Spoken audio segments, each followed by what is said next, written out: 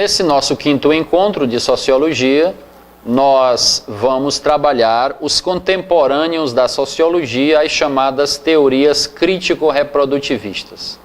Nós, só para enfatizar, trabalhamos primeiro uma introdução à sociologia, trabalhamos os três grandes autores clássicos, os pais fundadores da sociologia, Durkheim, Karl Marx, Weber. Daí, na aula de hoje, nós vamos precisar de todos os elementos das aulas anteriores, no sentido de que a fundamentação teórica desses autores vai fundamentar um pouco o discurso da última aula. Bom, a sociologia da educação, praticamente no campo aí depois da década de 50, surgem aqueles autores chamados, principalmente no campo do marxismo, que vão revisar e vão aperfeiçoar e vão dar toda uma atualidade à obra do Marx, né? O Durkheim é um sociólogo que, vamos dizer, esfria sua importância na sociologia, mas a partir da década de 80 realmente é quando a sua obra estava completando aí cerca de 100 anos, houve realmente um realinhamento de sua obra, principalmente com a questão da teoria liberal e dos rumos que tomaram a proposta dele. Weber também é um autor que foi já muito revisado e sua obra tem sido pensada dentro da educação e dentro da sociedade em geral. Então, basicamente, as teorias crítico-reprodutivistas, as duas grandes, são aquelas teorias, ou seja, de um lado, né, a todos aqueles que tomam a obra do Durkheim como um fundamento, que fica denominado como as teorias da reprodução, né? E todos aqueles autores teóricos que vieram para fazer uma crítica a essa teorização da reprodução vão ser os chamados teóricos da teoria crítica, principalmente a partir da escola de Frankfurt, e depois aqueles que vão denunciar a escola como um modelo de reprodução social, principalmente na teoria de Bourdieu, Passeron, de Stabile-Baudelot, esses teóricos franceses. Então não tem como nós pensarmos essas teorias crítico-reprodutivistas sem pensarmos no nascimento dessa teorização feita na França, né, nessa percepção que os franceses foram os primeiros a pensar que dentro da própria escola começa a reprodução da sociedade capitalista, numa tentativa de demonstrar o tanto que a escola colabora como agente dessa reprodução da própria sociedade. Portanto, ficamos com essas duas propostas. O aluno deve ter sempre que isso forma dois campos distintos, aqueles autores que continuam vendo a escola como uma transmissão cultural das antigas gerações para as novas gerações, a escola como um ambiente moral de conformação a uma cultura, ou muitas vezes os críticos reprodutivistas chamam de uma conformação a uma classe social, né, a essa estrutura classista da sociedade. Então aí estão aqueles que se alinham nas teorias da reprodução, e os que se alinham com os herdeiros da teoria marxista, né, os revisionistas marxistas, são aqueles que se alinham com as teorias crítico-reprodutivistas, principalmente a grande chamada teoria crítica a partir da escola de Frankfurt, que tecem uma crítica às teorias da reprodução e propõem novamente a educação como essa capacidade dentro da própria escola de fazer uma crítica à sociedade, a partir daquela tradição que se inaugurou com John Dewey, a partir da década de 20 nos Estados Unidos, aquela crítica que começa a partir da crítica à chamada escola tradicional e ao ensino tradicional, essa crítica que começa lá na escola nova, a partir da década de 30, muitas vezes o Brasil se privou tanto de ter essa crítica muito mais cedo, por causa dessa pecha que se atribuiu aos educadores que foram estudar nos Estados Unidos e quando voltaram com a escola nova de que eles eram comunistas, e toda essa pressão positivista e liberal que tinha no Brasil na década de 30, 40, 50, 60, que impediu realmente que esses educadores pudessem fazer realmente uma mudança, um avanço na educação brasileira.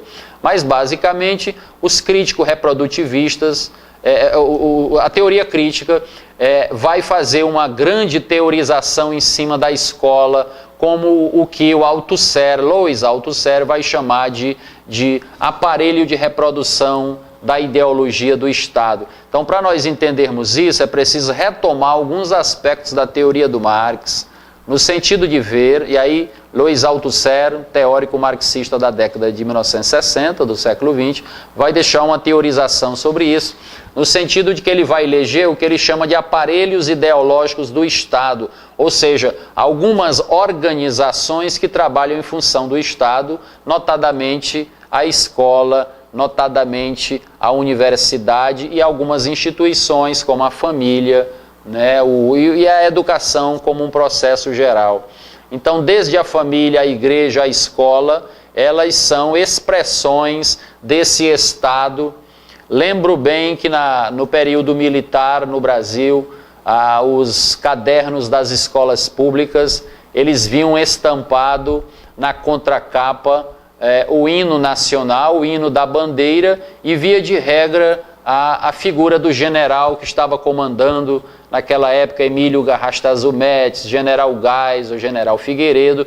Então a fotografia do grande líder, do presidente, vinha já nos cadernos da educação pública, no sentido de mostrar para o indivíduo que estava entrando na escola pública quem era o nosso presidente, e a bandeira e as armas, esses valores cívicos, onde a grande função é introjetar uma espécie de natureza das coisas como elas são e tentar encobrir o que está por trás dessa lógica, no sentido de que a escola aí fica reproduzindo a estrutura política como ela é, sem tecer nenhuma discussão, nenhuma crítica. Muitas vezes o aluno só vai descobrir, tempos depois, já com mais maturidade, quem era o ditador, quem era então que estava a serviço da reprodução social.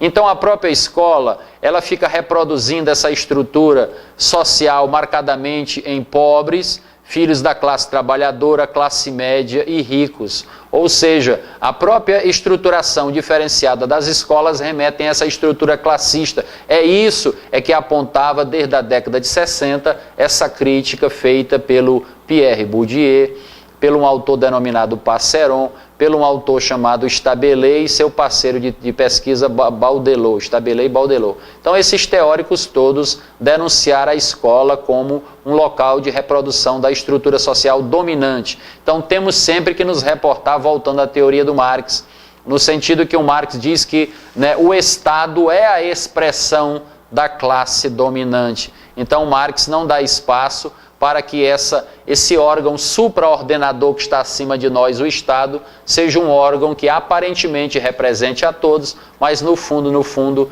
ele representa a classe dominante. Nesse sentido, há um conceito básico na teoria do Marx que é preciso nós entendermos: o conceito de infraestrutura e superestrutura. Segundo Marx, a infraestrutura é a base onde a sociedade assenta sua estrutura política. Embaixo, uma base, um mundo econômico, que sobre ele vai se assentar o mundo político. Então, o mundo econômico revela como se dá as relações de produção. E as relações de produção se dão num conflito entre empresários e trabalhadores. Nós podemos traduzir isso em termos de uma dominação de empresários sobre trabalhadores. Nesse sentido, embaixo, na base da sociedade, na infraestrutura, se dá uma dominação. E se dá uma dominação na estrutura da sociedade, irá dar também uma dominação lá em cima na superestrutura. Onde haverá uma dominação também dos empresários? No judiciário, nos meios de comunicação, na ideologia, no Estado. Principalmente, notar esses dois. O Estado é a expressão da classe dominante, o judiciário, apesar de dizer que a lei, que a justiça representa a todos, mas vejamos claramente como a justiça, aí segundo Marx afirma que a justiça enxerga melhor quem tem bens, quem tem propriedades. E a ideologia no sentido dessa visão de mundo expressa na sociedade, onde a visão da classe dominante termina se espraiando para todas as classes sociais, e muitas vezes, né, os filhos das classes trabalhadoras, eles não têm como entrar na lógica da classe média e da classe dominante, no sentido de não ter nem mesmo bens para consumir aquilo que lhe é atribuído, né? Ter a calça jeans que está no outdoor, né? Todo esse universo das mercadorias hoje que são possibilitadas pela publicidade. Isso nos dá vontade de adquirir, de ter os bens. Muitas vezes isso é desestruturador para quem não tem os bens. Então, basicamente, entender a escola como aparelho ideológico reprodutor da estrutura dominante.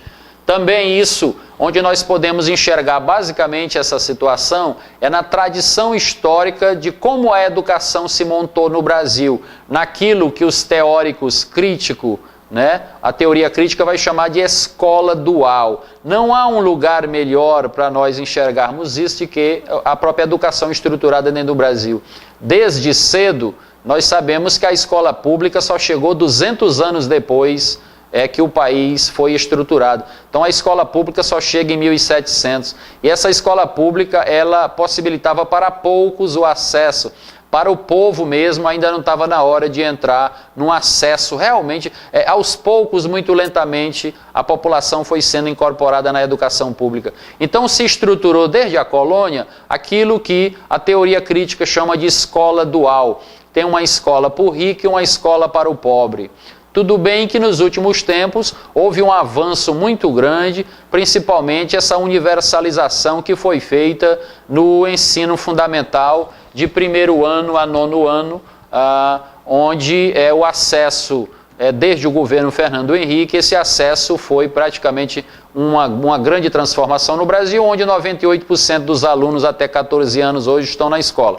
Tudo bem, mas se nós vamos para o ensino médio, segundo o MEC, o indivíduo tem que estar entre 14 e 18 anos, e hoje nessa faixa de idade nós só temos 43% dos brasileiros no ensino médio. Então uma integração muito ainda ruim. Se nós formos ver também no último IBGE, cerca de 86% de todos os alunos brasileiros ainda estão na escola pública. Então, quem tem o privilégio de frequentar uma escola particular é uma coisa distintiva de classe, é uma minoria de pessoas que pode frequentar a escola particular, no sentido que a grande massa da população brasileira frequenta mesmo a escola pública com todos os seus problemas. Mas desde a colônia, foi estruturada ali a educação jesuítica, que era uma educação de boa qualidade para os filhos dos colonos e os filhos dos fazendeiros, que estudavam e continuavam os estudos em Portugal, e não foi negada a cidadania para os índios, e foi negada a cidadania da educação para os negros, o elemento africano. Nesse sentido, nós temos um débito muito grande nessa estrutura da educação brasileira como a educação dual. Então, basicamente, Bourdieu vai chamar essa situação de violência simbólica, ou seja, desde a escola termina levando o educando a essa conformação principalmente os filhos das classes trabalhadoras terminam tendo um fenômeno da evasão escolar ainda muito grande nas escolas públicas que realmente trabalham nas periferias, e as garotas e os meninos largam muito o ensino por volta do início do ensino médio, onde há problemas nessa questão depois da socialização deles no mercado de trabalho, com a baixa escolaridade, com a baixa qualificação. Em média, hoje, o trabalhador brasileiro só tem 7 anos e meio de escola. Em média, o trabalhador brasileiro só chega no chamada antiga 7ª série, hoje 8º ano. Então significa que nossa demanda por educação pública é muito forte. Não vai ser em poucos anos que nós vamos quebrar essa herança da educação dual. Então Pierre Bourdieu diz que um aluno desde cedo, ele vai como que ser formatado para estar preparado. O pai que bota ele numa escola, vamos dizer assim, de qualidade. Eu quero fazer a distinção onde está a qualidade na pública ou na particular, porque tem muita escola particular ruim. Então significa que o pai, quando consegue pôr o filho numa escola que tem resultado de qualidade, que demonstra um resultado bom nas provas de qualificação, significa então que eu estou deixando de herança para o meu filho aquilo que Bourdieu chama de capital cultural. E o capital cultural é que vai fazer a diferença depois entre quem acumulou esse capital cultural, vai estar mais preparado para entender o que é entrar numa universidade, o que é se qualificar, o que é se fortificar e estar preparado para enfrentar as dificuldades. Então, nesse sentido, a contribuição da escola crítica é nesse sentido de mostrar claramente que a educação se estrutura já desde a escola numa dualidade entre a escola para o rico e a escola para o pobre. Aquilo que o John Dewey já vinha alertando lá no início da Escola Nova, que a partir da escola nós já podemos formar a democracia, a igualdade, a equidade começa dentro da escola.